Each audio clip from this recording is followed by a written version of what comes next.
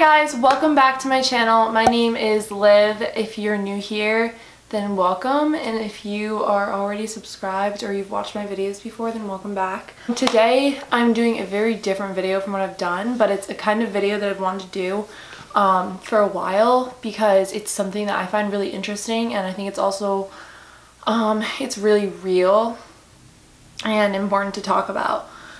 Because this is the world we live in. So today I'm going to be talking about the murder of the Watts family. And this is something that I have been doing a lot of research on. I actually this morning, to make sure that I got everything down, literally typed up 3 pages of notes. So just to make sure I have all the facts correctly. I'll put links to other videos that I've seen that talk about what happened, but I've only seen like one similar video to this by, I think her name is Savannah, and it was really good, and it just kind of inspired me to do something similar and just go through it. And I'm definitely going to include some footage from the events that went down, but it's kind of a long story, so I'm just going to get into it. So the Watts family was kind of your typical American family. They lived in Frederick, Colorado. So Chris Watts was the father, and then there was Shannon Watts, the mother. They had 2 kids together, Bella, who was 4, and Celeste, who was 3. They were adorable, happy little girls, and Shannon was actually pregnant with their 3rd child on their way. So it was kind of like, it looked like the dream life. Shannon was basically working as kind of an entrepreneur for a brand called Lavelle. She was often very active on social media, especially Facebook. She was constantly going Facebook Live and posting Facebook videos, kind of keeping her friends and her family updated on her life. Chris worked for Anadarko Petroleum. Basically in 2015, 2 years after they had bought their 5-bedroom house, they declared bankruptcy, and I think that's kind of when things began to go downhill. They started to become really stressed about money, and things became more stressful for them. So in the summer of 2018, Shannon went on a pretty decently long trip. I'm not sure how long. I believe it was like 2 weeks. Don't quote me on that. To North Carolina. She brought her 2 daughters, and she was staying with her parents. She had like an idea that something was going on with Chris. Chris did not go on the trip. He stayed home in Colorado, and she confronted him about the affair that she suspected that was going on. Meanwhile, while she was actually away, he was having the affair with his co-worker Nicole. I think that's how you pronounce her name. It's spelled a little differently. Nicole Kessinger. And I'm just going to read some of the text that Shannon sent to Chris while she was gone. So she said, "I realized during this trip what's missing in our relationship. It's only one-way emotions and feelings. I can't come back like this. I need you to meet me halfway. You don't consider others at all, nor think about others' feelings." She also said in another text, "I try to give you space, but while you're working and living the bachelor life, I'm carrying our 3rd and fighting with our 2 kids daily and trying to work and make money." So it was a very stressful time for Shannon. She was trying really, really hard to make things work between her and Chris. She bought him self-help books. She bought him books about like relationships, making them work. She was trying really, really hard to kind of keep them together. And she just felt like they were growing apart. And she had talked to Chris about this a lot. Even those books that she gave him to try to help the relationship, he threw out in the garbage. So later that summer, on August 13th, 2018, Shannon was coming back from a business trip in Arizona. And she arrived at about 1:48 a.m. When she returned from the business trip, she received a ride from her coworker named Nicole Atkinson. So when she got home at about 1:48 a.m., Chris was home and the kids were there. And the next morning, Shannon and her kids were reported missing. She didn't show up for her OBGYN appointment, which was not like Shannon at all. And she also wasn't responding to the texts that were from her coworker and friend Nicole Atkinson that I talked about before. And this was really concerning because, as I mentioned before, because of Shannon's job, she was constantly on her phone, you know, checking emails, like I said, live videos for Facebook. Social media was a big kind of thing in her life. So she was always on her phone and she wasn't responding to texts, so that was concerning. And when she missed her OBGYN appointment, that was a huge red flag, because she was not the kind of mom that would miss that kind of appointment for her unborn child. And especially because, if I remember correctly, her baby was having some kind of health issues or health concerns. There was something that wasn't right, and so they had to kind of keep tabs on that. So it was a very important appointment that they wanted to, that she was definitely going to go to. That was obviously concerning for Nicole Atkinson. And later, when she missed a lunch meeting at about 12:10, Nicole took it upon herself to go to her house and check up on her because she was really worried. So when she arrived at the house, Chris was at work because he woke up at, I think, 5 a.m. every morning to go to work. And so she called Chris, she called the police, and she was just basically like, I haven't heard from her, I'm freaking out. And the police arrived, and when they were waiting, they found it odd that Chris hadn't showed up because he didn't work very far away. Because she's pregnant. Her husband and her supposedly are separating, but she didn't know this. She thought they were just having issues. He disclosed that to me today. Because I called him and I was like, have you talked or heard from Shannon since she left for work this morning? Because I can't get a hold of her. I've called, I've texted. Her car's in the garage. Her shoes she wears every single day are by the front door. She only has one vehicle? No, they only have the one vehicle in his work truck. Okay.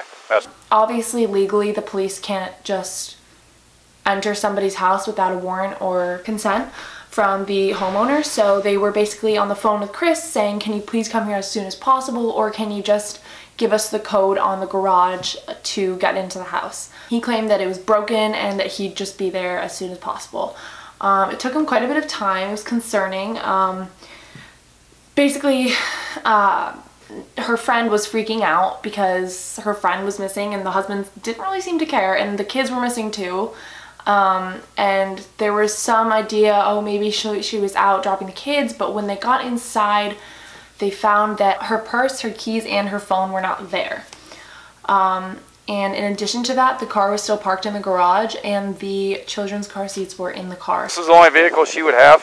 Only one that, yeah. She would drive? Okay.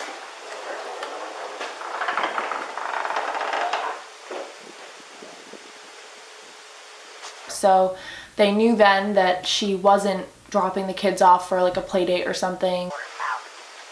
Mind if I come in, Chris? Okay.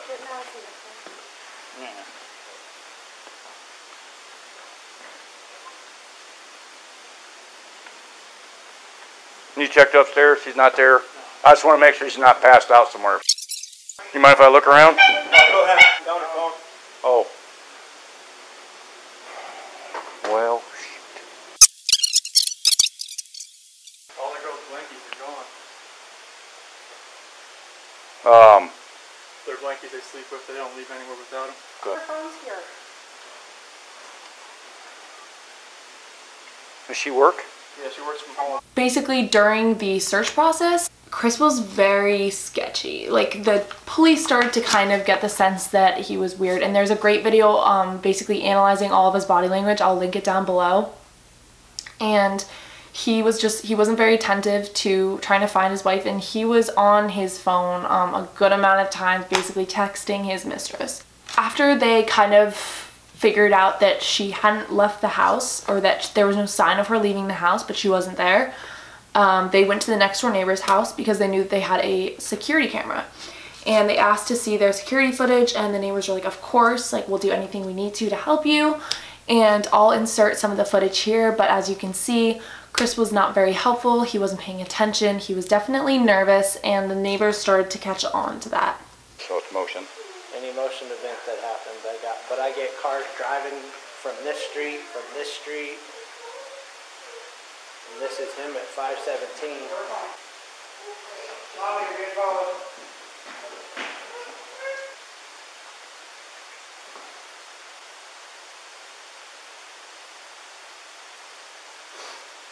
Anything left your house, I would Yeah, if it would have been like right in that area, they should have picked, Oh, it'll pick up anything coming down the street this way. You know where that tree is? Oh, yeah. Okay. So, unless they pulled right here, Yeah. but I would have caught her walking out.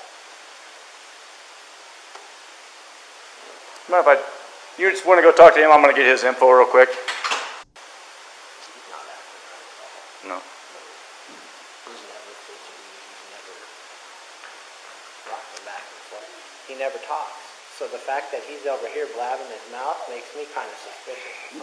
And once again in that footage, he is texting Kessinger. So a little bit more on Nicole Kessinger. So Nicole Kessinger was Chris's coworker and mistress who claimed that she had known nothing about what happened. What she did say though was that the night that Shannon had come home, she was on FaceTime with Chris and she noticed that he was on the bed, but there was no sheets on the mattress. So she thought that that was weird. And apparently he was also kind of quiet, and one thing he did say was that he had been cleaning his home and trying to keep busy to keep his mind off of things. So very vague and suspicious. And later, kind of connecting to the whole sheets and mattress thing, they ended up finding matching sheets to his in his trash can and where the bodies were found. So the DA's office also later released that Kessinger was not aware that Shannon was pregnant until the day that she went missing. She was under the impression that the couple was splitting up, and Chris actually told her that Shannon was pregnant with someone else's baby. It wasn't his. Anyway, the next day on August 14th, 2018, the FBI and Colorado Bureau of Investigation got involved, and Chris gave an interview outside of his house, and basically he was pleading for the return of his family. I want them wherever they're at. Like, I have no inclination of where they're at right now. I'm just hoping right now that she's somewhere safe, and maybe she's there. But right now it's just like, if she's vanished, like, I want her back so bad. I want those kids back so bad. You're afraid people think you may have done something? Yeah, I mean, nothing. Everybody's gonna have their own opinion on anything like this. I just want people to know that I want my family back. Like, I want them safe, and I want them here. What's the hardest part of all of this for you? Not knowing, like, if they're safe or if they're in trouble. And Bella, she's the more calm, cautious, mothering type, and she's more like me. She's more calm. But Celeste has definitely got her mom's personality to where she's always just gung-ho, ready to go. You guys have a baby on the way. Mm-hmm.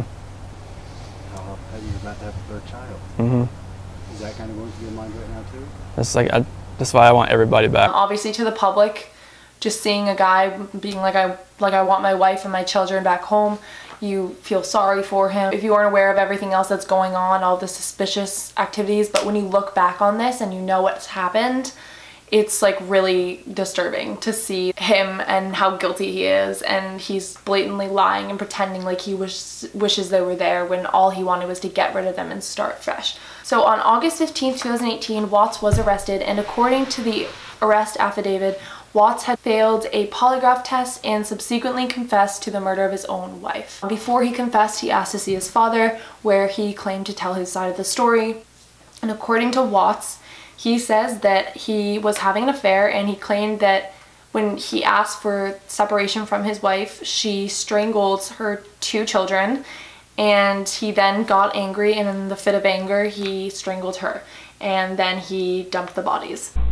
Anything that I would do from there was just going to be just insensitive and just a horrible thing. Don't get mad, but what it looks like is that you found a new life, and the only way to get that new life was to get rid of your old life. And I think that you killed these girls before their mom came home, and then killed Shannon.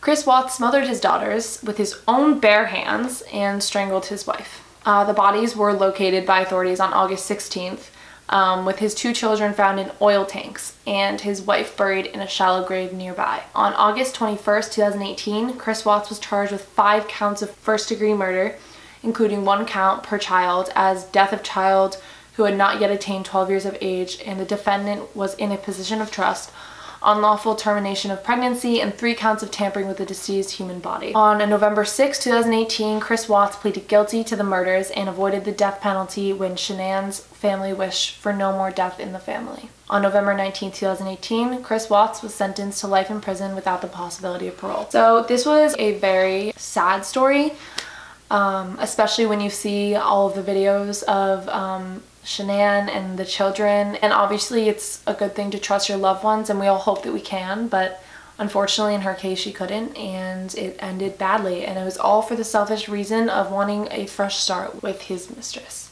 that is basically the end of the video. I kind of did a summarized version of it. There are like a few documentary style where they go through like literally every step. So if you guys want to see those, I will link those below. I will link the videos I've watched below, and I got all my information from news sites and those videos, in addition to Wikipedia, just for like the dates. Chris Watts is a killer. He killed his entire family, and he will spend the rest of his life rotting in jail. So yeah, let me know if you guys like this kind of video. I put a lot of work into making this because it obviously took forever. It took longer for me to get all of these notes, fact check them, etc. than actually film the video. So yeah, I definitely put a lot of work into this, and I hope you guys enjoyed it. Let me know if you guys want to see more of this. Make sure to like, subscribe, and share. If you guys like this, definitely let me know, because this is super different and new, and it's kind of, I don't know, I think it's really cool. Yeah, let me know if you like it. Share the video with friends you think might like it. Subscribe if you haven't already. Yeah. Thank you so much for watching. Bye.